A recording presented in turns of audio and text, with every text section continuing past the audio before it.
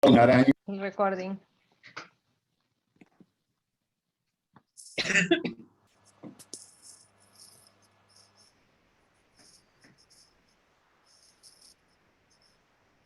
Bienvenidos.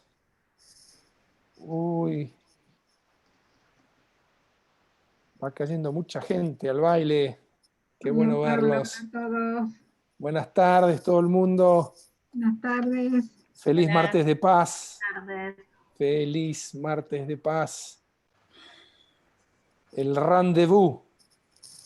Qué bueno verlos. Hay mucha lealtad a este horario y este martes. ¿Qué será? ¿Qué va a pasar cuando deja de existir la pandemia y todos vuelven al club a jugar a tenis, a pasear el perro? ¿Te parece que pasará eso? Yo creo que vamos a aguantar bien, ¿eh?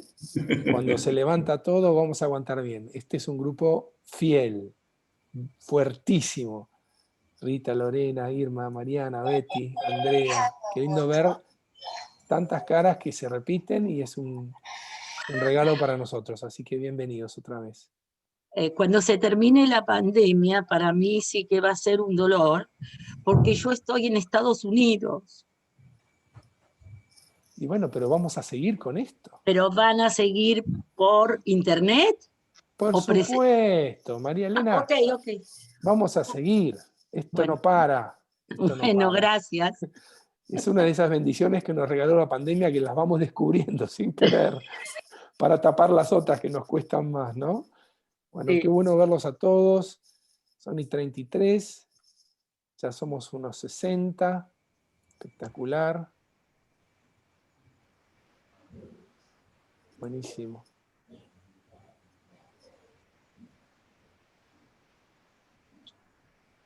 Hoy vamos a tener el seguimiento, vamos a tener la segunda reunión, el segundo encuentro de Belén 3.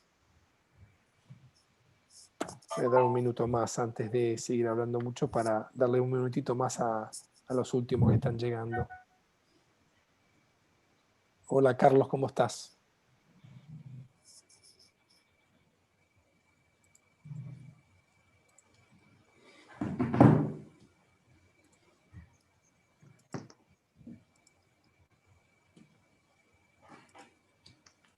Bueno, podemos ir, me parece, dándole la bienvenida. Así tratamos de respetar los tiempos. Andrea, Lucila, Lucre, Tute, querida cuñada, bienvenidos todos. Bueno, hoy teníamos, como decíamos, el segundo encuentro de Belén 3. Si se acuerdan, la semana pasada, que fue un encuentro magnífico, realmente tocado por el Espíritu Santo, vimos los inicios de la iglesia. ¿Se acuerdan? Los momentos apostólicos, los momentos monásticos, y la iglesia que sale al encuentro, ¿no? Que Dios quiere entre los hermanos. Ahora tenemos un periodo también de unos 400 años que vamos a ver hoy, entre el 1300 y el 1700, donde vemos un montón de cambios en la iglesia y vemos su apertura hacia el mundo. Hoy tenemos la suerte de tener a Norberto, que nos va a estar presentando con Flor, que ayuda, y Ro también como parte del equipo. La verdad que han hecho un trabajo enorme. Imagínense lo difícil que es mirar 400 años de historia y elegir los momentos, los personajes, los santos. Bueno, para eso está el Espíritu Santo y este es un poco el testimonio que vamos a escuchar hoy. Les recuerdo, los que puedan, tengan una vela, tengan una Biblia, un rosario si pueden a mano, y usemos como siempre, mantengámonos en mute, ya son todos muy expertos, usemos el chat, nos damos la bienvenida y hacemos los comentarios y las reflexiones, y al final vamos a tener un comentario también de Adrián y una reflexión también estimulada por los comentarios en el chat. Así que, sin más, doy la bienvenida a Norberto y a Flor para que empiece el show. Y buenas noches a todos. Buenas noches, Pablo. Hola, buenas noches a todos. Bienvenidos a este nuevo encuentro por la paz. Recordemos que el encuentro pasado, Florencia nos depositó con una imagen de los conventos, con una imagen de paz tremenda, me acordaba y pensaba, qué bueno estar allí, ¿no? Qué bueno estar en recogimiento, vivir en ese. A mí en este inicio del año 1300 me toca encarar la etapa muy difícil de la Iglesia y de la sociedad. Una etapa tremenda, con grandes cambios, revoluciones, y que comienza con las tres tragedias muy importantes que se dieron en la humanidad y que se dieron en la Iglesia durante 200 primeros años. Para iniciar, vamos a darle a Florencia que nos haga una invocación al Espíritu y ponemos nuestro velón del Espíritu con su luz que ilumine esta reunión. Florencia. Hola a todos, buenas noches. Bueno, prendemos la vela. Es la misma vela que está en la foto, que es la que preparamos para los retiros de Belén 3. Así que cerrando los ojos y aquietando el espíritu, le decimos: ven Espíritu Santo y envía desde el cielo un rayo de tu luz. Ven Padre de los pobres, ven a darnos tus dones, ven a darnos tu luz. Consolador lleno de bondad, dulce huésped del alma, suave alivio de los hombres. Ven Espíritu Santo, quédate esta noche con nosotros. Aquieta nuestro movimiento interior para que podamos meternos en este camino donde nos vamos a encontrar con muchos obstáculos, pero sabemos que vos estás presente y eso nos mantiene confiados y esperanzados en la presencia de Dios en nuestras vidas y en la historia del mundo. Ven, Espíritu Santo, ven.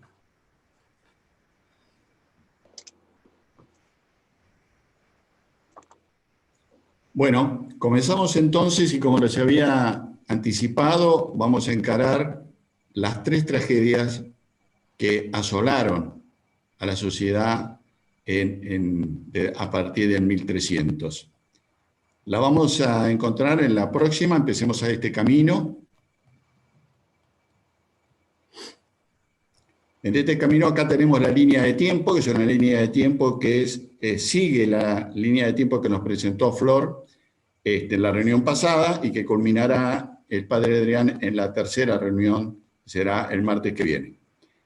Aquí vemos los 200 primeros años, las tres tragedias son el papado de Aviñón, la guerra de los 100 años y la peste bubónica o peste negra. Fíjense que en esta línea de tiempo, a partir de estas tres tragedias, aparece por allí arriba el cisma de Occidente, después viene la famosa Reforma Protestante, la Contrarreforma, que a nosotros nos gusta llamarlo la Reforma Católica, y esto es lo que ocurre en la Iglesia.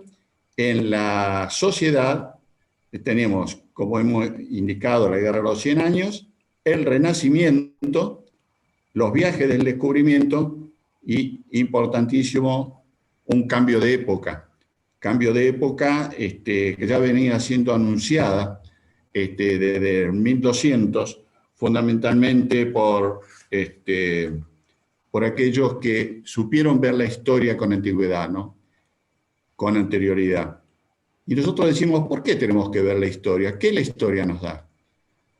Bueno, la historia de la Iglesia, como todas las historias, y recordando lo que nos decía Cicerón, la historia es la madre, es la maestra del presente, ¿no? Nosotros, la historia no se repite, pero sin embargo la historia nos presenta hechos comunes y recordemos lo que nos está pasando en este momento. Dije que en aquella sociedad sufrió la peste más trágica de la humanidad. El 50% de la humanidad prácticamente murió en esa terrible pandemia. Hoy estamos atravesando una pandemia que no sabemos el fin todavía cuándo vendrá. Y esto que nos ha propuesto este hecho, bueno, refugiarnos en nuestras casas, volver a lo que fueron el desarrollo de la Iglesia en nuestra patrística, ¿verdad? Y eso nos permitió además compartir misas con nuestros familiares, es decir, todo aquello que hace muchísimos años ocurrieron en tiempos de la patrística, ahora se vuelven a repetir. Por supuesto que no es de la misma manera, pero eso nos permite tomar esto como una verdadera enseñanza, ¿no es cierto? En Hechos de los Apóstoles, como nos había hablado Florencia, decía algo muy, muy interesante. Dice, es el Espíritu quien nos dice dónde hay que ir. Él elige los caminos y los obreros por donde sus obreros han de pasar y va adelante preparando cada detalle. Esta es la acción del Espíritu en este camino. Recorriendo este camino, entonces estamos nosotros vinculando patrística con, digamos, con la época actual, ¿no es cierto? ¿Y por qué nos cuesta tanto? ¿Por qué nos cuesta tanto aprender? ¿Por qué reiteradamente, no obstante haber visto que en los primeros, que en las épocas de la patrística el tema dogmático había aclarado, ¿por qué razón nos cuesta tanto y recién pasan la centuria, los años, y permanentemente volvemos a repetir y a dudar de aquellos dogmas que nos fueron entregados? Y simplemente porque, leyendo recientemente a un canónico recientemente canonizado, ¿no? Como fue el más conocido como Cardenal Newman, hoy San Henry Newman, que nos decía, esto ocurre porque lo que nos cuesta aprender, es decir, que nuestra mente, por ser humana, nos cuesta ir aprendiendo. Y realmente vamos aprendiendo a través del tiempo, haciendo que las ideas, que los razonamientos, que esta adecuación entre los problemas sociales y los problemas de la Iglesia comienzan a ser meditados, y entonces nuestra mente, que es una mente humana, no es una mente perfecta, los va entendiendo. Las mentes que rápidamente comprenden, conocen su camino, toman los dones del Espíritu que les son dados, que les son revelados, e inician unas misiones tremendas, como vamos a ver inmediatamente. Esas son mentes privilegiadas, porque son mentes que han recibido la revelación. Los santos normalmente tienen la característica de haber tenido revelaciones y haber encarado misiones que escapan a las posibilidades humanas. Cuando los analizamos decimos, ¿y cómo es que pudo todo esto? Bueno, pudo por lo que ya fue revelado en los hechos, ¿no? Los hechos. Entonces, varias veces me pregunto, Lucas, ¿seré un Teófilo de aquel Lucas a quien él le dedicó hechos? Bueno, en esa línea de tiempo habíamos visto, y nos vamos a dedicar rápidamente a estos puntos que están acá, en la Iglesia. Bueno, volvé, por favor. El Papado de Aviñón, Sigma, Reforma de la Iglesia. Por favor. Acá. Sí, por favor. En la Sociedad Peste Negra y demás. Renacimiento, bueno, no. Avancemos.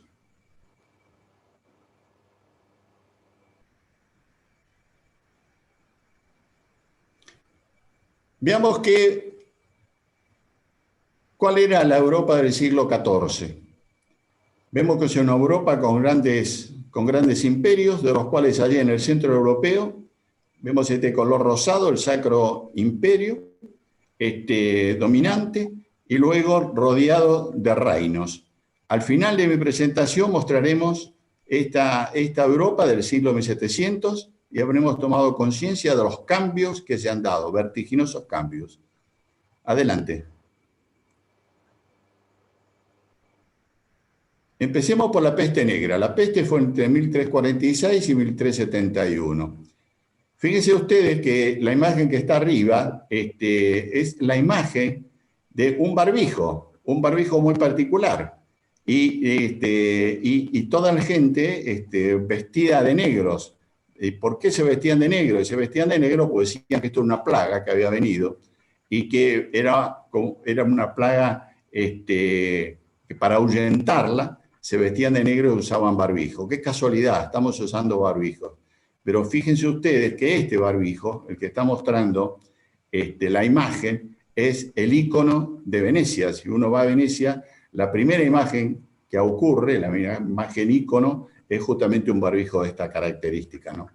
Esta peste, a diferencia de la peste que nos está, que estamos sufriendo en este momento, fue causada o es causada por una bacteria, a diferencia de la nuestra, que es causada por un virus, ¿no? Esta bacteria esta peste dejó varias cosas interesantísimas. Por empezar, se plasmó en obras de Rembrandt, Tiziano, Caravaggio, y le permitió a Tintoretto, que Tintoretto vivía en Venecia y se dedicó toda su vida a pintar, justamente se encerró en Venecia y pintó obras maravillosas. Pintó toda la vida de la iglesia, la vida de la Virgen, y nos regaló esta última imagen que está acá abajo, que es la imagen de la crucifixión, un mural que tiene, una pintura que tiene 12 metros por 5. Pero no terminó ahí, sino que después hizo la última cena, y la última cena tiene 22 metros por 9. Es decir, unas obras increíbles. La Virgen fue reflejada. Y como último caso interesantísimo, el Ave María, que nosotros rezamos diariamente, a razón de la peste, recibió su tercer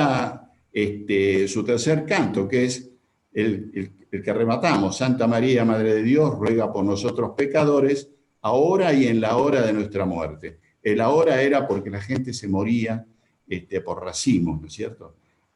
Agregado al Ave María original, que constaba primeramente de solamente 2 estrofas, fue aprobado en el 1568 por Pío V e integra el breviario romano.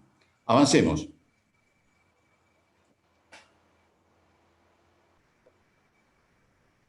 La segunda gran tragedia fue la Guerra de los 100 Años. Esta Guerra de los 100 Años fue entre ingleses y franceses. Los ingleses habían tomado de a poco posiciones en Francia y querían conquistarla absolutamente Francia. Francia tenía en su momento un rey bastante débil y llegó a arreglar con la corona inglesa de que a su muerte el que lo sucedería sería un rey inglés. Esto fue fundamentalmente un conflicto político enorme. Fíjense lo que sería, en realidad, que ustedes ven allí, esta guerra duró más de 100 años, mucho más de 100 años. Prácticamente 4 generaciones estuvieron en guerra. Esas son las características que querían. Allí tenían las posiciones inglesas, ustedes ven el rosado, y las francesas en amarillo. Aquí tiene lugar una primera santa. Avancemos, por favor. Que fue Santa Juana de Arco. Santa Juana de Arco, en el año 1412, fue una mística que recibió, como había dicho antes, una revelación. Esa revelación la recibió de San Miguel, Santa Margarita y Santa Catalina. Y la revelación decía que debía ayudar a Carlos VII, el Delfín. El Delfín era porque él sería el rey francés que debería asumir el trono una vez fallecido su padre. Por eso lo llamaba el Delfín, en aquel momento se los denominaba así. Y recibió la instrucción de liberar a Francia de Inglaterra. Era una jovencita que apenas había superado los 15 años de edad. Imagínense qué enorme responsabilidad. ¿Y cómo es que asumió esto? Bueno, lo asumió justamente porque era una persona de muchísima fe, y estas revelaciones habían tocado su corazón, y entonces había asumido que esa debía ser su misión, y la encaró. La encaró como, bueno, encarando al rey y diciéndole las revelaciones que había tenido, y pidiéndole por favor participar en la liberación de Francia. Francia estaba a punto de caer en manos inglesas, ya había tomado prácticamente posesión de todos los estados, y se había reducido a Orleans. Esta damita, Juana de Arco, o la doncella de Orleans, así se la llama. Bueno, pero fíjense ustedes con qué estaba munida. Ella no llevaba espada, pero llevaba el estandarte que tenemos abajo. Este estandarte tiene una imagen y dice Jesús y María. Este era el estandarte que ella portaba, ¿verdad? Y dicen los relatos de que se hizo cargo, después de haber pasado angustiosos exámenes ante el rey y ante quienes la juzgaron para ver si estaba diciendo la verdad. En un momento dado estaba el rey y dice, bueno, si tú me encuentras dentro de la asamblea y dentro de las preguntas que te vamos a hacer, asumes esta conducción. El rey se disfrazó, asumió esto como una realidad, pasó entre la gente y llegó un señor y le dijo, usted es el rey. Esto lo convenció definitivamente. En ese momento dicen que él recibió de inspiraciones que le indicaron tanto Miguel, Santa Margarita o Santa Catalina quién era la persona indicada para identificarlo. Bueno, el Orleans estaba absolutamente asediada por 3 frentes. El cuarto frente no estaba ocupado por tropas inglesas, simplemente porque era muy difícil. Y bueno, pero ella recibe de que por ahí debía ingresar. Y así fue como ingresó. Ingresó por un lugar inesperado. Sorprendió a las tropas inglesas y vigorosamente empezó a alentar a las tropas francesas para que ganaran la batalla.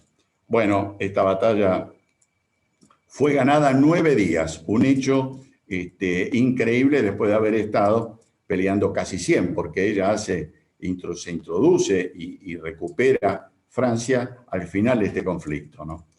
Esta joven termina siendo traicionada,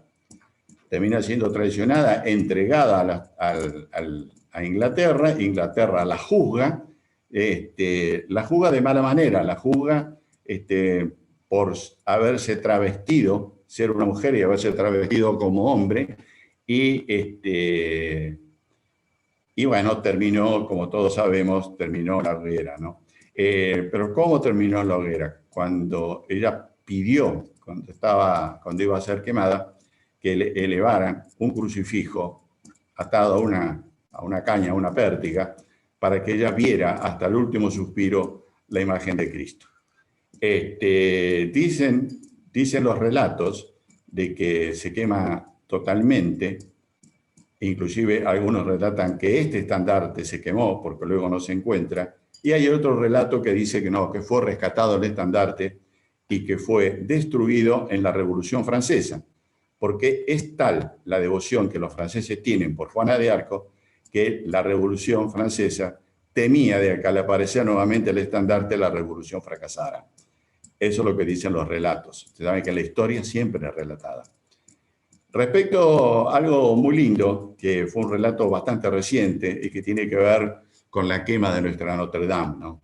Esta mujer, dicen que cuando estaba siendo quemada Juana de Arco, al terminar el fuego, quienes fueron a ver sus restos encontraron que el corazón no se había quemado y que aún tenía sangre en su interior. El pueblo francés reconoció en la quema de Notre Dame un hecho semejante. Y a la semana de haberse quemado Notre Dame, pueblo francés, que en los últimos tiempos no era demasiado, inundó Francia, la gente pedía la reconciliación y enormes colas volvieron a tomar la Eucaristía. O sea que algo todavía sigue haciendo nuestra Santa Juana de Arco. Fue beatificada en el 909 y Benedicto XV la proclama santa y patrona de Francia en 1920, o sea, recientemente. Adelante, Flor, por favor. La Guerra de los 100 Años. Estado final de la guerra, fíjense ustedes, con una Francia totalmente recuperada. Avancemos. Papado de Aviñón. Este papado de Aviñón, tan tremendo, este papado de Aviñón ocupa 68 años. ¿A qué se debe? Se debe nació a través... Aviñón, por empezar, vamos a aclarar, ahí tenemos un mapita abajo, donde está ubicado Aviñón. Aviñón en aquella época pertenecía a los estados pontificios y el rey francés permanentemente quería echarle la mano al estado pontificio y hacerse de los estados, ¿no es cierto? Pensemos que toda esta época estuvo caracterizada por una lucha de poder enorme entre el poder del Papa y el poder de los reyes. Esto fue lo que significaba. Y este papado de Aviñón significó una primera gran pérdida para la Iglesia, porque el poder del rey terminó siendo más importante, ¿no es cierto?, que el papado. Ahora lo vamos a ver. Pero imagínense, más de 60 años en lo que algunos caracterizan como el exilio o el segundo exilio de Babilonia. Aviñón tuvo, y como dije, nace a partir de un conflicto entre el Papa Bonifacio VIII, gran papa de la Iglesia romana, un papa que luchaba por la independencia del Papa, por la supremacía del Papa universal. Él estaba convencido de que la capacidad del Papa era suprema, y el rey Felipe IV, que pasó a la historia como Felipe el Hermoso, casado con Juana la Loca, y que necesitado de dinero para mantener sus conquistas, y bueno, como dije recién, estaban viviendo una guerra que duró 100 años, quería cobrarle impuestos al clero, ¿no? Y el Papa manda una bula, una bula que se llamó Clericis Laicos, donde el cual le impedía al rey cobrarle impuestos al clero. ¿Ven alguna similitud con lo que nos está ocurriendo actualmente? Algo parecido, ¿verdad? Bueno, el Felipe IV enfurece y quiere acallar al Bonifacio VIII. Bonifacio VIII es hostigado permanentemente hasta que se le hace prácticamente imposible seguir viviendo en Aviñón. Aviñón, lo que ustedes tienen arriba, la imagen, es el palacio papal. Un palacio papal que pertenecía al obispado de Aviñón. Aviñón era muy importante en aquella época. Es una de las maravillas góticas de aquella época. Enorme legado a la humanidad. El Papa se siente hostigado, fuertemente hostigado, y estando las fuerzas francesas a punto de tomarlo preso, de llevarlo preso, él escapa a una población que se llamaba Agnani. ¿Qué era Agnani? Agnani era el lugar donde había nacido Bonifacio VIII. Pertenecía a la familia Agnani. Se refugia en su casa paterna, y en lo que se llamó el atentado de Agnani, las tropas francesas toman y ultrajan al Papa de una manera muy terrible. La historia cuenta de que un soldado armado se le acerca al Papa y con su mano enguantada, en aquel momento con la armadura de acero, le pega con el revés de la mano una bofetada, el Papa cae al suelo, recibe un golpe tremendo, y este castigo que recibe lo entristece de tal manera que a los pocos días muere de pena. Felipe, obviamente, como dije antes, tiene un gran triunfo y le sucede a Bonifacio VIII 7 papas que viven en Aviñón. El rey estaba a punto entonces de tomar resoluciones sobre el papado, que era lo que él estaba pretendiendo permanentemente. Y acá aparece la segunda santa a la cual vamos a hacer referencia esta noche de entrada. Los historiadores dicen que fue tan trágica esos 300 años de historia, o 200 años de historia, que lo único bueno que nos dio la humanidad fueron la santidad de Santa Juana de Arco y de Santa Catalina de Siena, que vamos a pasar a ver rápidamente. Bueno, un tema interesante, ¿no? ¿Qué quieren decir los nombres, verdad? ¿Qué quieren decir los nombres? Bueno, fíjense ustedes, ¿no? Cuando me refería a Hechos, todos sabemos que Lucas y Hechos fue escrito por Lucas, obviamente. Bueno, el nombre Lucas quiere decir el luminoso. Y Teófilo es el amado de Dios. Entonces, es el luminoso y el amado de Dios lo que nos habla permanentemente. Qué cosa interesante, ¿no? Y Catalina quiere decir pura, inmaculada. Ese es el origen del nombre. Y Juana quiere decir fiel de Dios. Clarísimo, ¿no? Los nombres nos están reflejando y ahí creo que es una obra del Espíritu. Sin ninguna duda es una obra del Espíritu. Nos está reflejando cómo nos indican desde la creación misma cuál es nuestra misión, cuál es nuestro camino. Solo tenemos que ver los signos, solo tenemos que escuchar alguna revelación o un signo, si somos tan agraciados de tener revelaciones mejor, pero no es para todos, es solamente para los que tienen testigo de santidad. Bueno, como dije, allí justamente apareció Catalina, otra jovencita, que nace y es la hija número 24 de un matrimonio que tuvo 25 partos, de los cuales muy pocos vivieron. Tanto así que Catalina tuvo una hermana gemela que fallece inmediatamente del parto y su madre fallece en el próximo parto. A consecuencia, algunos dicen que fue por el parto, otros hablan de que fue por la peste. Catalina fue la que recibió a los 7 años, digamos, otra revelación, y que se le indica que su vida iba a ser dedicada a la oración. Esto se lo transmite a los padres. Su padre no le cree absolutamente para nada. Catalina se refugia en la operación, en la oración. Le pide al padre que le haga una habitación aparte para orar tranquila.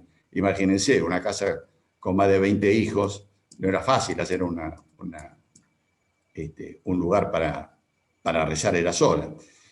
Pero bueno, Catalina accede y cuando tiene las revelaciones y comienza su vida y le dicen de que debe interceder para la vuelta de los papas a Roma, encara esta misión enfrentando nada más ni nada menos a Gregorio XI, que fue el último papa francés que vivió en Aviñón.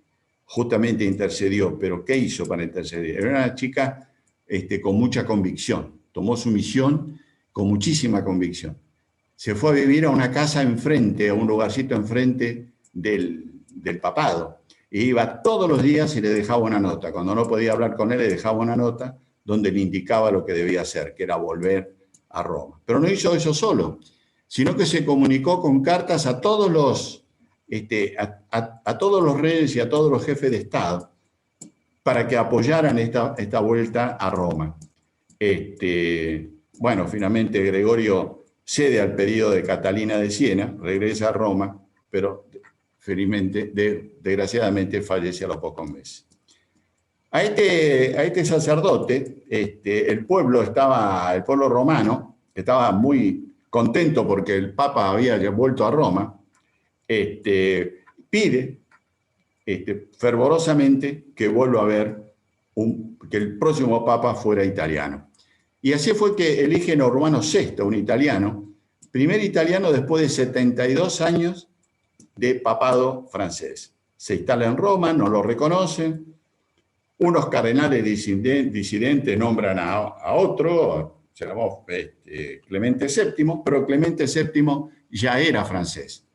El cual, evidentemente, ¿qué es lo que hizo? Le hizo caso inmediatamente al rey, porque era muy difícil enfrentar a un rey con el poder que tenía en aquel momento, y retorna a Aviñón.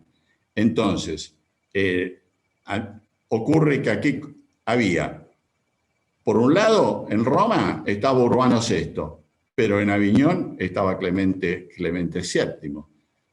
El no reconocimiento de Roma hacia Urbano no fue decisivo para que Urbano se fuera, sino que Urbano permanece en Roma.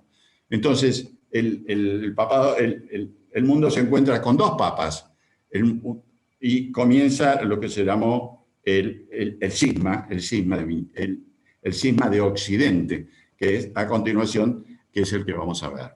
El cisma de Occidente significaba, por un lado, los países o los reinos que tenían obediencia a Aviñón, que son los de color rosadito, y los que tienen obediencia a Roma son, por supuesto, el Sacro Imperio Romano Germánico, más todo este territorio de Milán, Génova y demás, que Pipino el Breve, recordemos, allí se lo había cedido, Pipino el Breve, que pertenecía al Sacro Imperio, se lo cedió a los estados pontificios.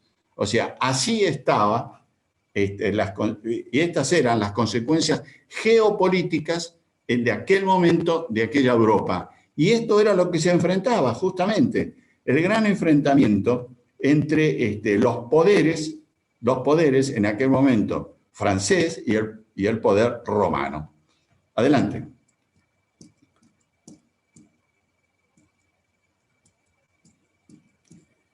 Se declara el cisma, finalmente Urbano, que estaba en Roma, fue destituido. Él no renuncia, se exilia. Y así lo sucedió Clemente VII, como dije, y en Aviñón, y se somete al rey francés, ¿no?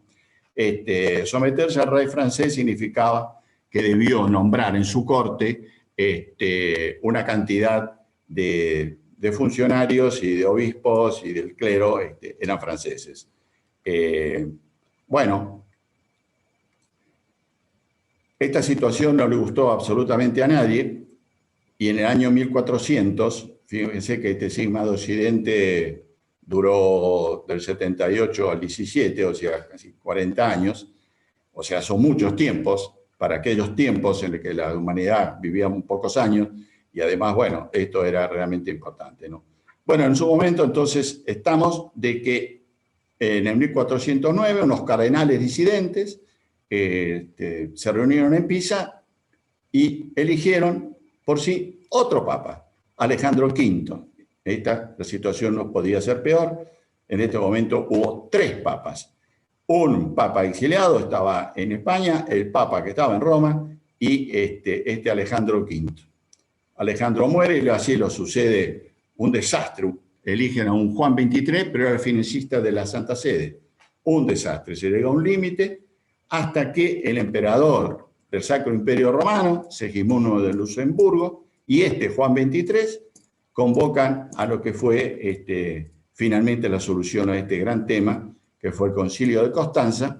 Se realizó en el 1413. Allí nombran a un tremendo papa, Martín V.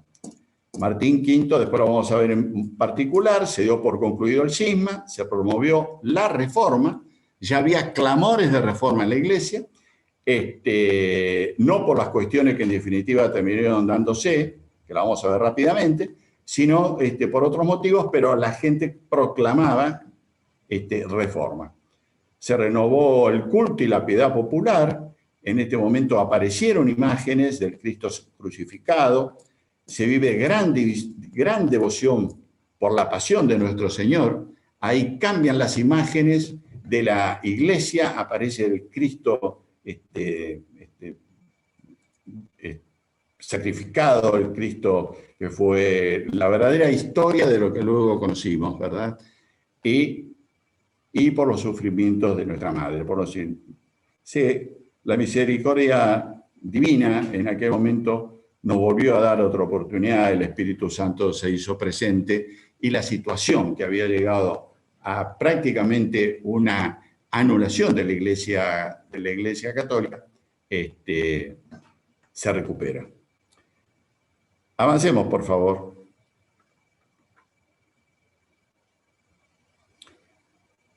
Esta es Santa Catalina de Siena, a las cuales me refería, cuyo nombre efectivamente fue Catalina de Benincasa. Era una mística que fue la que intercedió tras Gregorio XI y logró recuperar Roma. Oraba y entraba en unos éxtasis y tenía visiones místicas que la fortificaban. Justamente ya esta visión mística fue la que lo convenció a su padre en su momento y accedió a que ingresara al monasterio benedictino, ¿no? En ese momento, ¿qué fue lo que lo convenció? Estaba en éxtasis y una paloma se posa en su cabeza. Esto fue un signo, evidentemente, de que el espíritu la había tomado, la había coronado. Y eso lo ubicó. Y ella estaba en éxtasis, su cura confesor tomaba nota de sus visiones y estuvo 5 días en éxtasis en una oportunidad y sus vivencias se tradujeron en lo que se llama un hermosísimo libro que es Diálogo de la Divina Providencia, que tiene más de 300 cartas y poemas. Y me gusta tomar este pensamiento, ¿no?, de ella. Y porque me parece que da la imagen exacta de cómo seguramente es el Espíritu Santo. Cuán bueno y cuán suave es, Señor, tu Espíritu para con nosotros. Un Espíritu bueno y suave. Hermosísimo. Bueno, fue canonizado por Pío XII y también es doctora de la Iglesia por Pablo VI, que es la primera doctora, junto con Idelbanda, doctora de la Iglesia, copatrona de Europa e Italia. Avancemos, por favor. Entramos en la época del Renacimiento. Acá vemos rápidamente acontecimientos del Renacimiento. Muchas cosas pasaron, descubrimientos, la creación de la Iglesia, el arte. Este señor que está por aquí abajo es nada más que Galileo, etcétera, etcétera. Acá tenemos a Lutero, que lo vamos a ver ahora. San Ignacio de Loyola, Florencia, que es asiento del Renacimiento. Bueno, el famoso David de Miguel Ángel. Y los inventos de aquella época, ¿no es cierto? Bien. Adelante. ¿Qué fue el Renacimiento, no? Y el Renacimiento es un movimiento cultural, filosófico, que tuvo por unas características especiales la difusión del humanismo, pero la difusión del humanismo colocando al hombre en el centro del mundo, y digamos pasamos a tomar una visión antropocéntrica del mundo y revalorando los valores naturales que el hombre tiene de por sí. Una cultura secular, burguesa, empezó a tomar fuerte preponderancia en el Renacimiento, se apoyó al racionalismo, había una tendencia enorme al hedonismo, se veneró por sobremanera la belleza humana, haciendo una visión de nuestros antiguos, de la cultura helénica, pero hubo avances extraordinarios en astronomía, física, medicina. Pensemos que en la época del Renacimiento es cuando Galileo, hasta este momento, pensemos que la visión que había del mundo, de que la Tierra era plana, ¿verdad? Fíjense qué cambio extraordinario, y que la Tierra era el centro del universo, donde los astros giraban a su alrededor. Y fue justamente Copérnico, luego Galileo, con su invención del telescopio, que lograron demostrar, y así salvar a Galileo por hereje de la hoguera, de que la visión cosmográfica del universo había cambiado definitivamente. El Sol estaba en el centro de la cosmografía del mundo, desplazando las ideas que hasta ese momento había. Imagínense semejantes cambios. La cultura se esparce enormemente. La imprenta de Gutenberg permite que rápidamente las ideas se difundan. Y ese fue el éxito justamente de la difusión de lo que sería la reforma protestante. Justamente las ideas rápidamente se esparcieron. Pero todo este renacimiento, ¿qué pasó? A los papas les encantó. Podíamos, en la época de las artes, podíamos transformar lo que era Roma, pero se olvidaron de hacer las reformas y fortalecer el clero, que era algo que estaba pendiente, y eso eran clamores de reforma. Aumentó el paganismo y el colapso moral de Roma. El Sacro Colegio perdió reputación. Después lo vamos a ver cuando hagamos una rapidísima referencia a quiénes fueron estos papas. 5 papas nos vamos a referir, que fueron los papas, no fueron los únicos papas del Renacimiento, pero hay 5 que los tomamos y los vamos a mostrar. Adelante, por favor. El primer gran papa del Renacimiento, lo nombré antes, fue Martín V. Martín V fue el que le tomaron la responsabilidad, y se dio por concluido el cisma, y definitivamente decidió tomar posesión en Roma. Pero pudo ingresar en Roma un par de años después de que fue nombrado papa. Tal era el estado de desastre que había en Roma. ¿Por qué había ese estado de desastre? Y porque los papas se habían alejado de Roma y estuvieron 60 años afuera, viviendo en Aviñón. Entonces había que reconstruir Roma. Restauró iglesias, estructuras públicas, y estableció lo que se llamó el Renacimiento romano. Si bien el Renacimiento tiene asiento en Florencia, Roma tuvo su propio Renacimiento. Y justamente este papa, Martín V, fue uno de los papas a los cuales encabezó ese Renacimiento romano. Sancionó decretos sobre la reforma y la celebración periódica de concilios. Es decir, los concilios eran eventos importantísimos. Allí se decidieron, como nos dijo Flor, dogmas primero, luego los grandes temas se elaboraban, se discutían en concilios.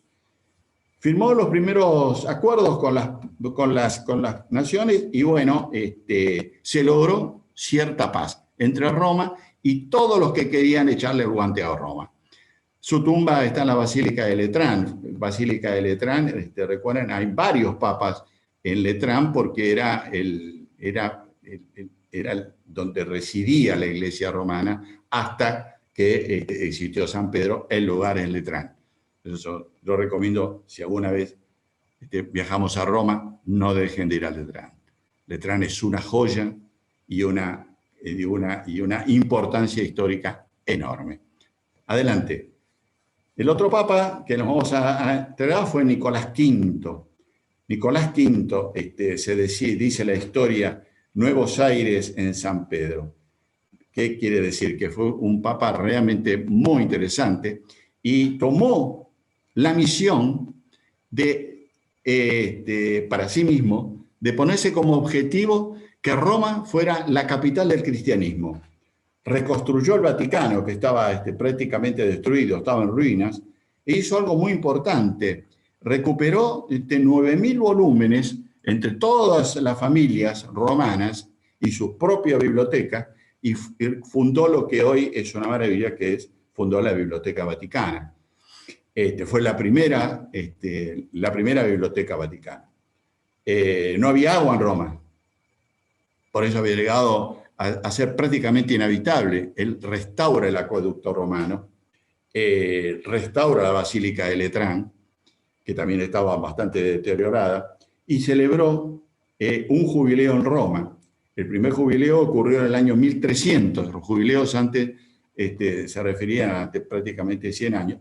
Él celebró el primer jubileo en romano y sufrió enormemente la caída de Constantinopla, que se da en este momento, en el año 1453.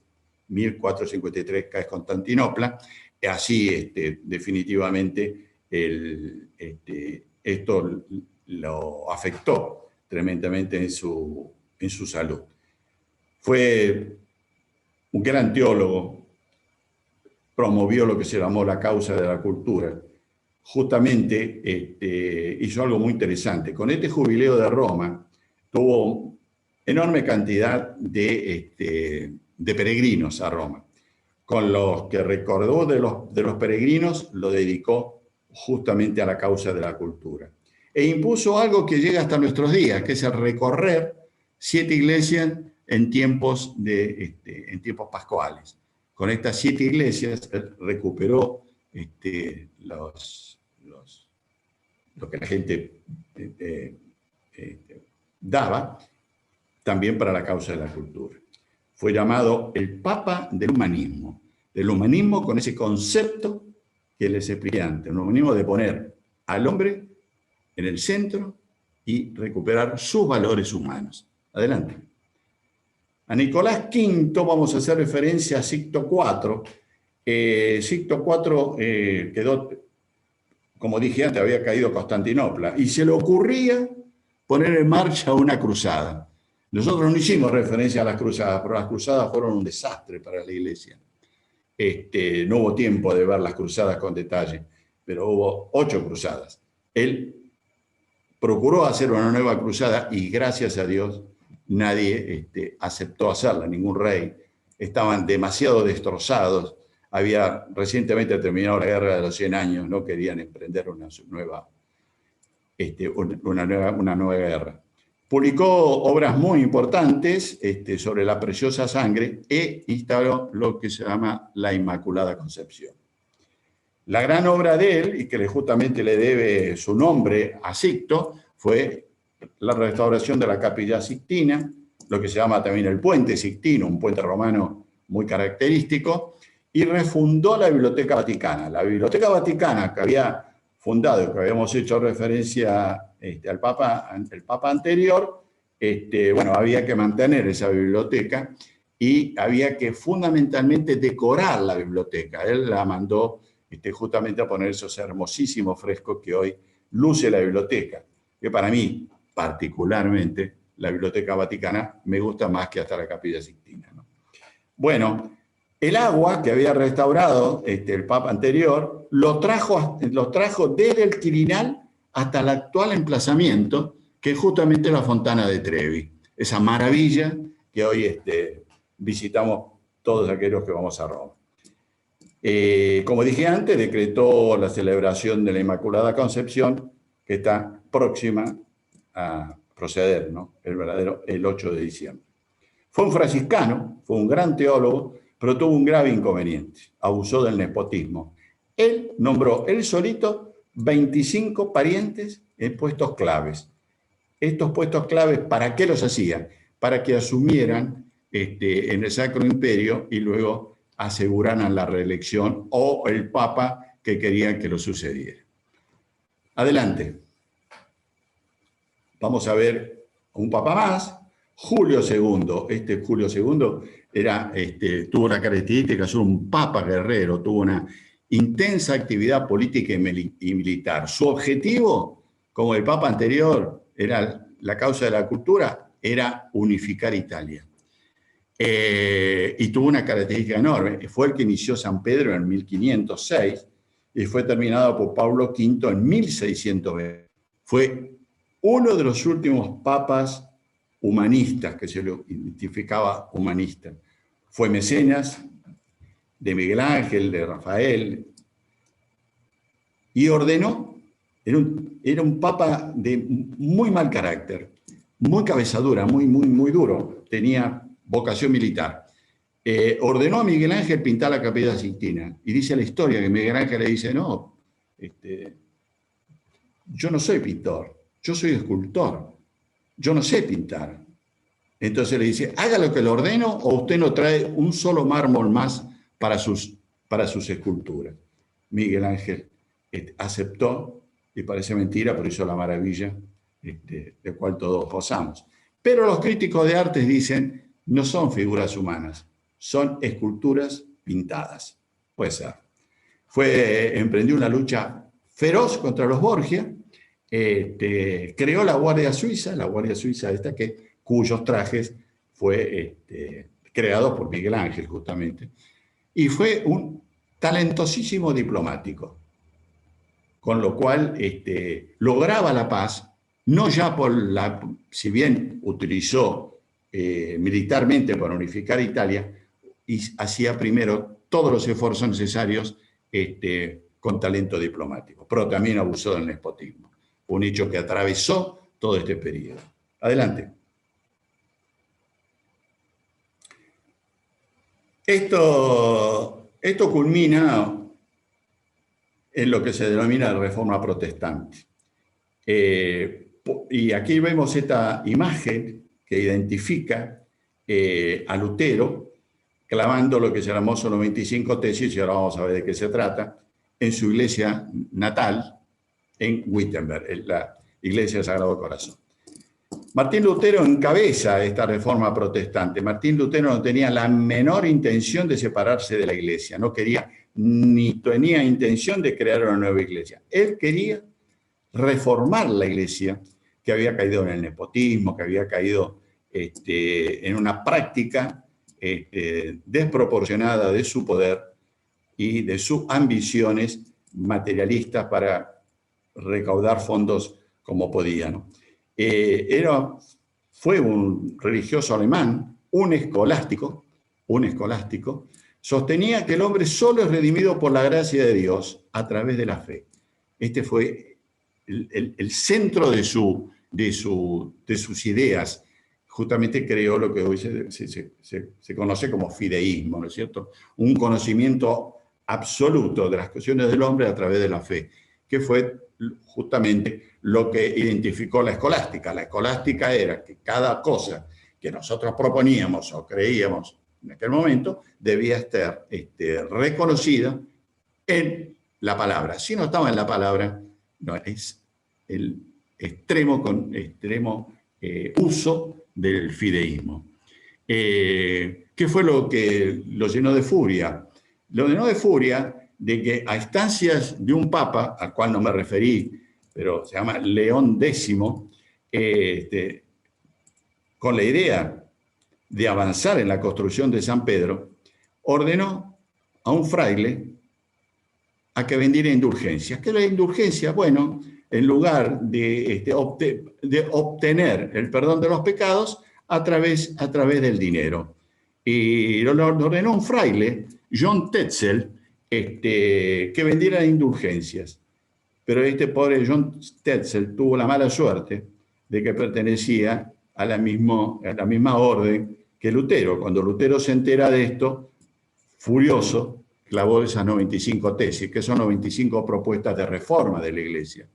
Y mantenía que la autoridad está en la Biblia y no en el Papa. Esto era lo que mantenía Lutero fuertemente. Con su actitud puso en peligro toda la estructura del cristianismo. Nada tenía sentido, pues si todo estaba en la fe y no en las obras, y las obras eran, por ejemplo, la totalidad de los sacramentos, impartir los sacramentos y demás. Bueno, el Papa ordena que se lo juzgue en lo que se llama la Dieta. La Dieta de Worms es una ciudad en Alemania. Dieta se llama la Asamblea, se llamaba la Asamblea, que fue presidida directamente por Carlos V. Carlos V era el emperador del Sacro Imperio. Le pusieron 41 libros que él había escrito y había dicho que se retractara de lo que ahí decía. Él no se retracta y fue declarado hereje. Acá tenemos un cuadro de Tiziano que refleja esa acción. Adelante. Bueno, la división había sido creada claramente y bueno, a Lutero lo suceden otros reformadores. Quiero una última palabra con Lutero. Lutero es una persona que fue muy reconocida, inclusive reconocida recientemente cuando se cumplieron los 500 años de Lutero. Lutero tiene, Alemania, la iglesia luterana, inició un parque, se llama el Parque de Lutero, justamente, que cada año plantaba un árbol. Este año plantaba el árbol 500, en el año 1919, plantaron el árbol número 500, y a plantar el árbol número 500 participó Francisco en un encuentro ecuménico muy hermoso, y hubo posiciones muy hermosas, con lo cual los papas recientes hicieron más por la unificación de las iglesias que 500 años de historia, ¿no? Bueno, a Lutero tomó las ideas de Lutero alguien que era absolutamente mucho más extremista, Calvino. Fue un teólogo francés, se interesó en las ideas de Lutero, pero aún fue más duro. Dijo, Dios creó a algunos para salvarlos y otros para condenarlos, que es lo que se llamó la teoría de la predestinación. Una cosa horrible, ¿no es cierto? Avanzó con sus ideas en Suiza, no pudo seguir ejerciendo en Francia, lo echaron a patadas de Francia, se radicó en Suiza. Como Suiza está integrada por cantones, digamos que en cada cantón había una interpretación calvinista de lo que sería la iglesia posteriormente calvinista. Un tipo ponía énfasis en la austeridad, la limpieza, y santificaba el Shabbat. Miren ustedes qué cosa interesante, ¿no? Era muy autoritario, y en su testimonio reza lo siguiente: doy testimonio de que vivo y me propongo morir en esta fe que Dios me ha dado por medio de su evangelio, y que no dependo de nada más para la salvación que la libre elección que Él ha hecho de mí. Interesante. Erasmo de Rotterdam. Fue un hombre muy interesante, tremendamente humanista, filósofo, sacerdote agustino, teólogo de la Universidad de París, tremendo humanista, muy amigo de nuestro querido Santo Tomás Moro. Del hoy Santo Tomás Moro, en aquel momento de Tomás Moro y de Fischer, ¿no? Dos humanistas grandiosos, enormes humanistas. Siguió a Lutero y a Calvino, pero cuando vio que no había posibilidades de un acercamiento con el Papa y de recuperar una reforma que no alejara al movimiento, a la Iglesia de la autoridad papal, se apartó, porque él quería mejorar el espíritu cristiano, pero no quería romper con Roma. Y escribe un libro muy interesante, tengo oportunidad de leer algunos, que se llama Elogio de la locura. ¿Qué llama él la locura? Justamente la división protestante. Bueno, acá tenemos al último, Zwillingo no fue el último, porque después tuvo Knock, que fue un reformista escocés, muy estimado en Suiza, coincidía con Lutero. La suprema autoridad estaba en la Biblia, decía que la carne humana es corrupta, la carne humana. Lutero, en cambio, decía que toda la humanidad era corrupta. Esto era el pensamiento de aquellos momentos. Pensaba que el bautismo había que tomarlo cuando uno tenía discernimiento, y creía lo que se llama el anabaptismo, que es el bautismo una vez que se produce con discernimiento personal. eliminó totalidad de las imágenes en la iglesia. Pensemos que antes se transmitía el evangelio y se transmitía la religión a través de imágenes. Las eliminó, decretó la supresión del celibato sacerdotal y decretó la atención de los pobres. Adelante. Y acá tenemos este personaje tremendo, terrible y horrible. Norberto, perdón, una cosita rápida, pequeño aviso parroquial. 10, 15 minutos más o menos. Así que ya manejate los tiempos como mejor. Sí. Está buenísimo, yo estoy para seguir 2 horas más, pero para buscar de darnos un cierre. Yo tengo 8:33 en mi reloj, voy a avanzar hasta 45 en mi reloj y termino. Gracias, bueno, perdón. Enrique VIII de Inglaterra, en realidad no hizo ninguna reforma, hizo una reforma debido a una cuestión de pollera. Se le había metido en la cabeza de que quería tener un hijo varón, para, ¿cómo se llama? Para asegurar su linaje, ¿no es cierto? Fue tan defensor de Roma que el papado en su momento lo recibió y lo tituló defensor de la fe. Bueno, cuando su primera mujer no le dio hijos varones, que fue Catalina de Aragón, se casó con su hermana, habiendo sido primero amante de ella, Ana Bolena. El Papa no aceptó romper el casamiento con Catalina, los excomulgó a ambos, el Parlamento validó esta separación, y como Ana Bolena no le dio un hijo varón, la ejecutó. Ahora miren qué personaje, cómo la ejecuta. Él no la quería hacer sufrir. En aquel momento se ejecutaba en Inglaterra con el hacha, lo cual a veces era muy cruento porque tenían que insistir con el hachazo para cortarle la cabeza. Entonces mandó a buscar un espadachín a Francia. Los franceses eran los mejores espadachines de Europa. Trajo un espadachín avesadísimo para que en un solo golpe de sable le cortara la cabeza. Una monada, Enrique VIII. Bueno, pero también decapitó, como sabemos, a Tomás Moro, a Fischer, es decir, todo aquel que pasaba cerquita de él terminaba degollado. Bueno, acá tenemos que enfrentar lo que fue la Reforma Católica, por fin, después de tanto, comienza la Reforma Católica en el 45, termina en el 48, y las dos principales instituciones fueron Trento y la Compañía de Jesús, y la enorme labor de un papa que se llamó Pablo III. Aquí tenemos una imagen de lo que fue el Concilio de Trento. Adelante. La Reforma Católica, también vamos a ver algunos papas, llevó 60 años y ocupó 7 papas. Pero no porque estuvieron los 60 años discutiendo cosas, sino porque pasaron tantas cosas en el medio, tantas peleas internas, tantas luchas de poder, que a duras penas cada papa que tomaba podía continuar o no con Concilio de Trento. Él terminó rompiendo definitivamente con la iglesia anglicana y precipitó la ruptura del papado y la iglesia de Inglaterra. Fue un renacentista, mecenas, también ayudó e impulsó grandes obras. Antes de iniciar Trento, que él inicia, fíjese qué papa inteligente que fue, porque, poneme el anterior, por favor, Flor. Fíjese qué papa interesante que fue, porque dice, en las condiciones que estamos, cualquier concilio iba a fracasar. Entonces lo que hizo Pablo III,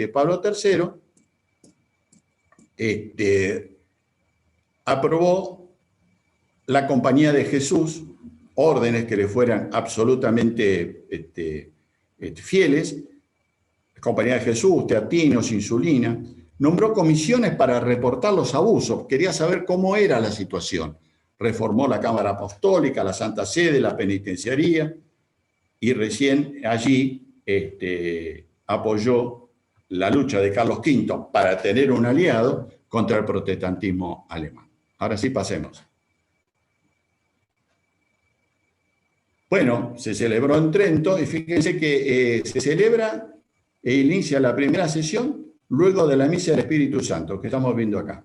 Nueva presencia del Espíritu Santo que iluminó este concilio de Trento. El concilio no consiguió todos los objetivos que tuvo, pero fue un enorme avance. Salvó la ortodoxia eclesiástica, avanzó en la capacitación y en la disciplina, mantuvo la unidad de la Iglesia, reanimó al clero y al pueblo, pero fundamentalmente lo que hizo fue poner de manifiesto que el clero, para que fuera capaz de conducir eficientemente la Iglesia, debía estar capacitado y disciplinado, que fue el trabajo que hizo.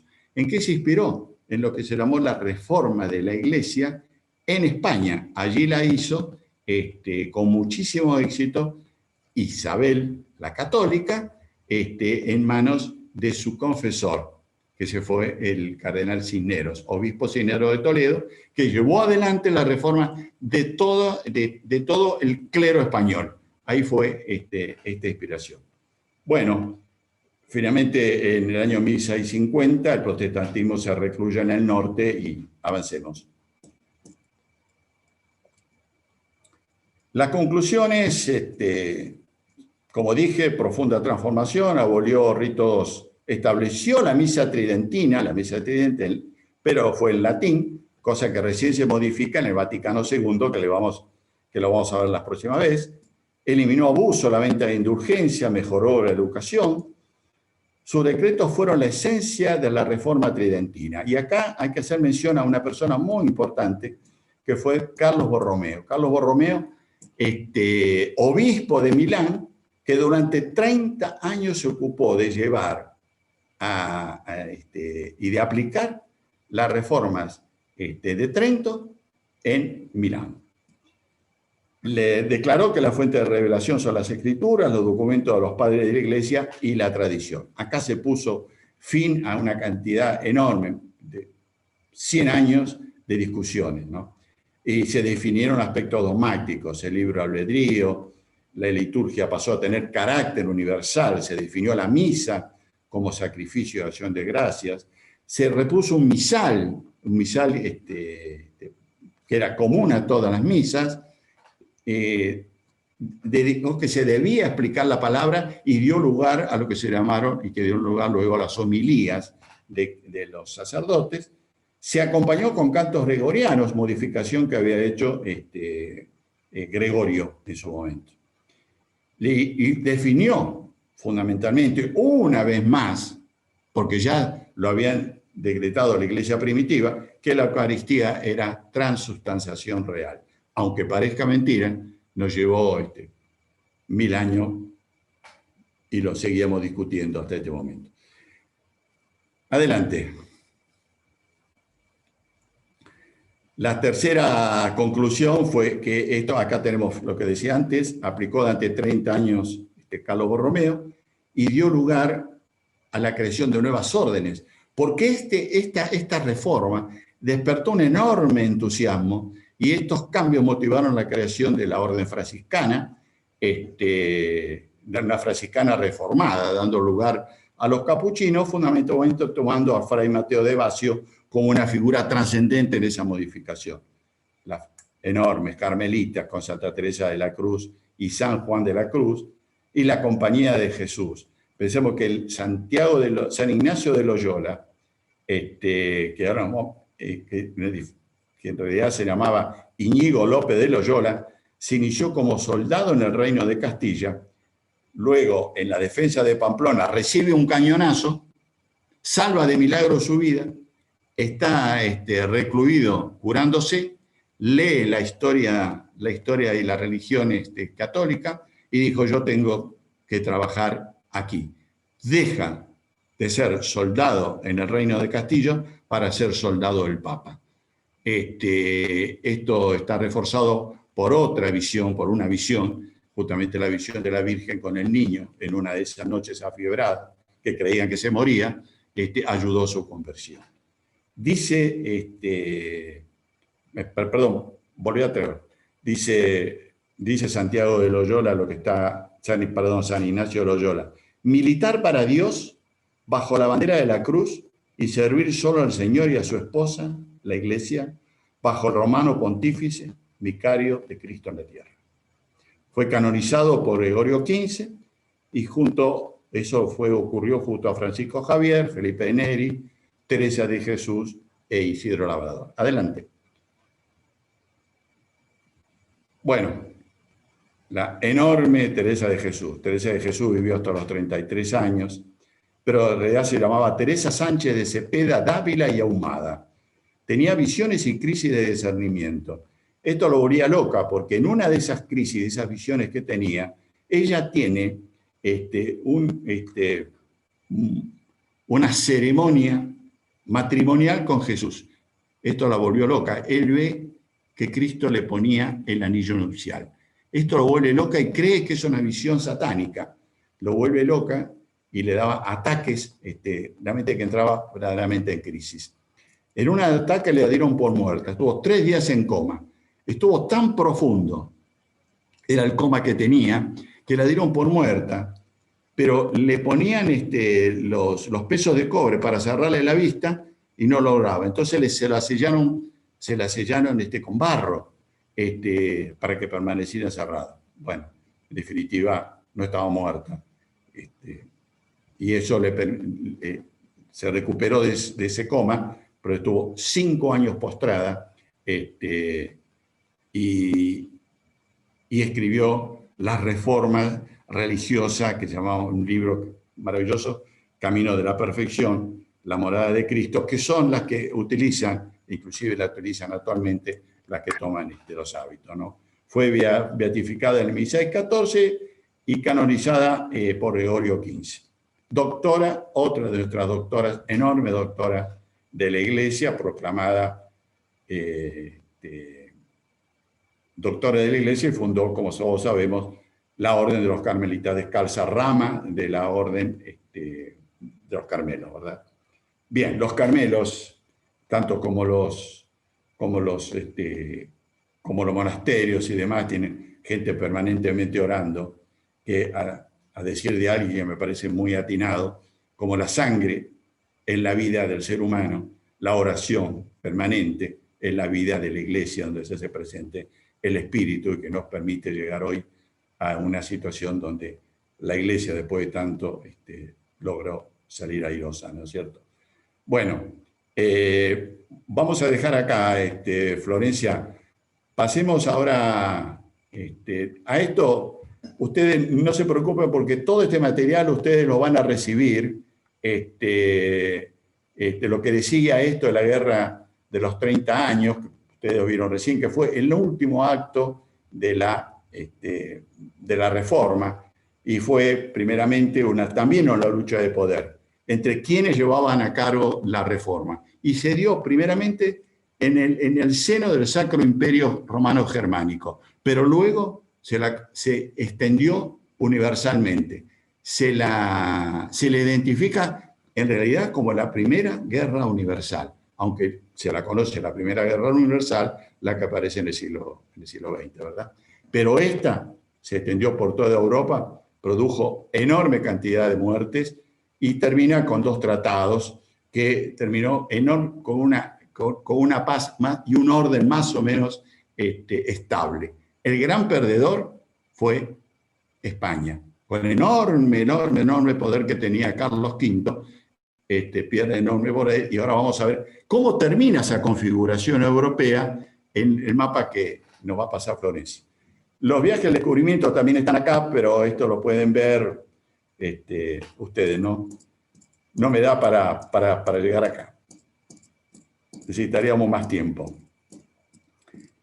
Esta es la Europa del siglo XVIII. Como ven, ya no tenemos más el gran imperio romano-germánico y hay una enorme cantidad de países y vemos cómo cambia uno y otros. Pasemos a la próxima.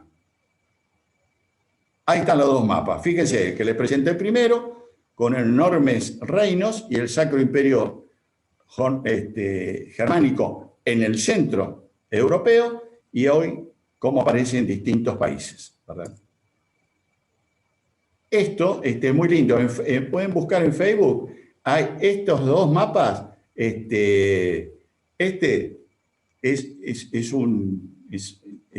Se presentan las distintas variaciones año por año. Es alucinante lo que pasó en Europa. Bueno, avancemos. Y ahora vamos a hacer una visión del espíritu en una catedral moderna, en una catedral reciente, destruida, y vamos a honrar al espíritu con esto que vamos a ver a continuación. Les propongo relajarse y gozar de estos 3 minutos que dura el video siguiente.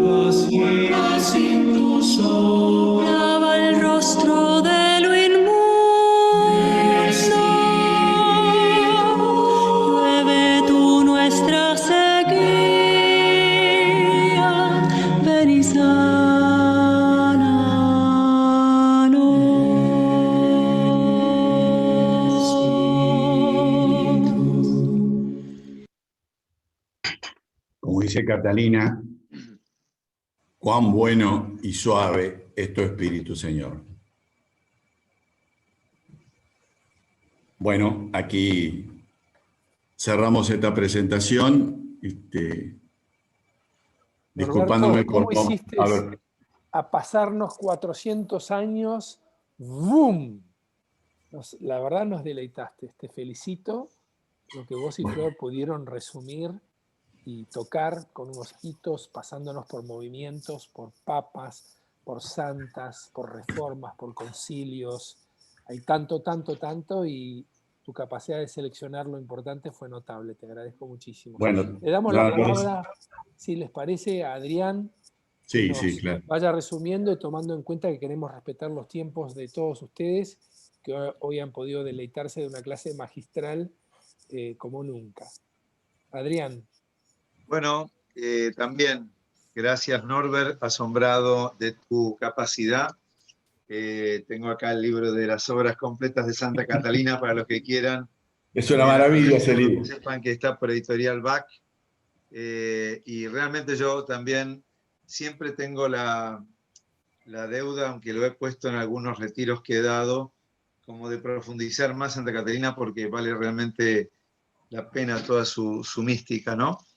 Pero vos estuviste allí, Adrián.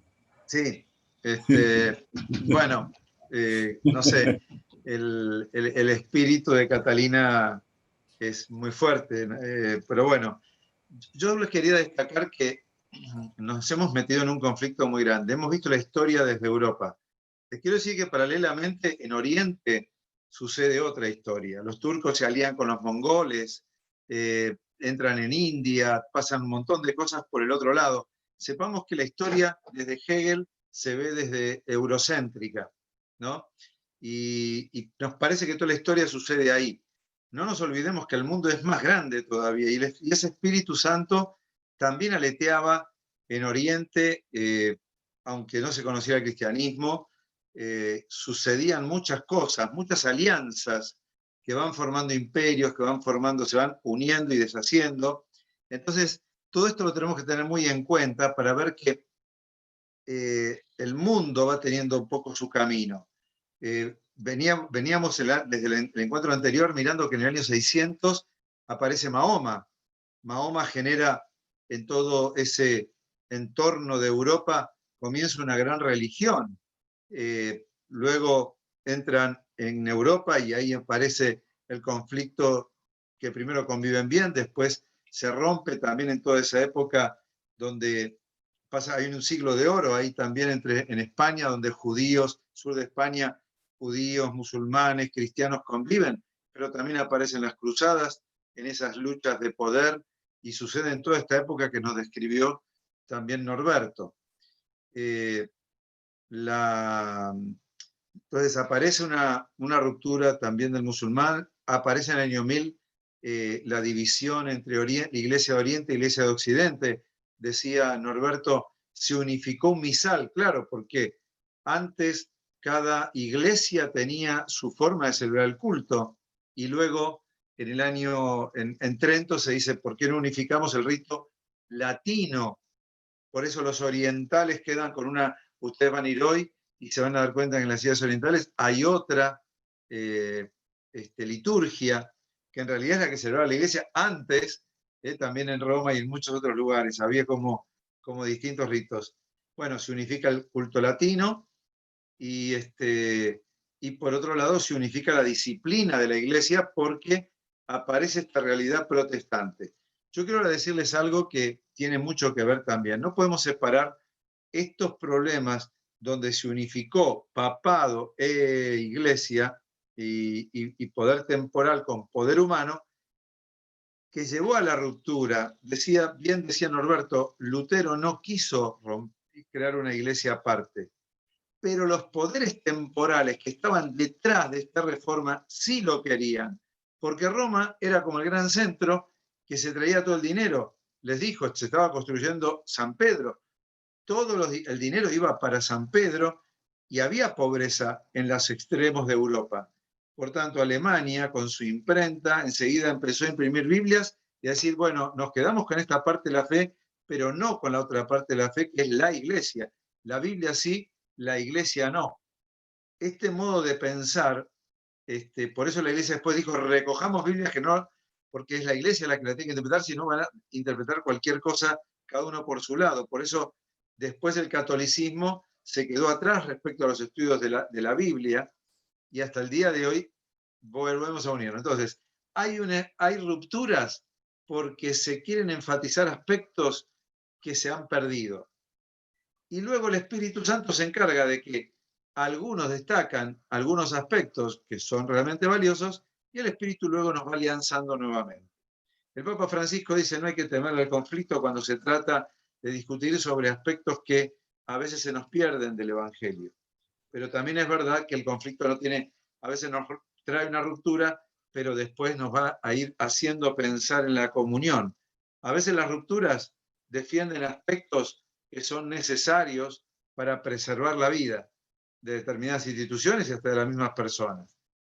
Pero luego el Espíritu Santo nos hace ver qué parte de verdad está hablando desde cada lugar y es ahí donde nos alianza.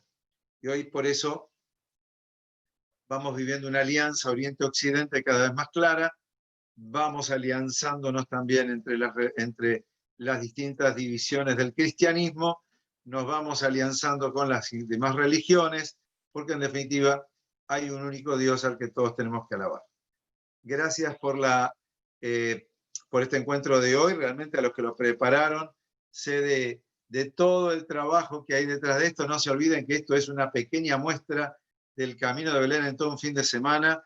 Vamos poniendo la lupa en algunos lados, pero nos queda muchísimo por caminar, por ver, por profundizar y por entusiasmarnos, porque realmente la historia nos enseña mucho del presente. La historia nos entusiasma cuando nos vemos tan reflejados en tantas partes de la historia. Pero la historia magistra vitae, ¿no? La historia es maestra de la vida y por eso vale la pena recorrerla, pero con esta mirada, cómo el espíritu trabaja en toda esta creación, en todo el mundo religioso y político, pero guía la historia. Y la humanidad siempre será esa lucha que estamos viendo en las lecturas de estos días entre la bestia, esa parte que tenemos de no Dios, y de autorreferencialidad humana, y donde el hombre se apropia, ¿no?, de los bienes de Dios, y de esa llamada del Espíritu a donarnos, a vivir la comunión, a vivir en la paz, pero sabe que somos inmaduros y por eso nos tiene paciencia y misericordia y nos lleva a la consumación de la historia. Veremos en el próximo qué va a pasar con esta humanidad que sale del teocentrismo al humanismo. ¿Será todo bueno o nos iremos de mambo? Vamos a verlo la próxima vez, cómo va a evolucionar esta historia y cómo la Iglesia va a ir caminando en esos tiempos. Ahí voy a tener el gusto de acompañarlo yo personalmente en el próximo encuentro. Me van a dejar solo, pero bueno, hemos también crecido juntos en toda esta maduración de esta etapa de la Alianza del Espíritu Santo. Por mi parte, hasta la próxima. Chao, chao Adrián, hasta la próxima. Buenas noches, felicitaciones Norberto, Flor, Ro, por todo vuestro trabajo. Nos esperamos a todos próximo martes. Que tengan una lindísima noche a todos. Gracias, gracias Pablo, buen viaje. Muy interesante todo.